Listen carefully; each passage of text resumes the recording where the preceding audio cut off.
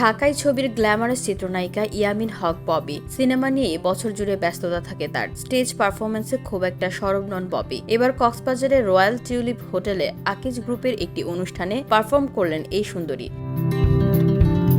সোমবার রাতে সেখানে একটি অনুষ্ঠানে নাচের পারফর্ম করে মঙ্গলবার দুপুরে ঢাকায় ফিরেছেন ববি। এদিকে বউ নামে একটি সিনেমার শুটিং শেষ করেছেন তিনি। এখন শুধু গানের শুটিং বাকি বলে জানান।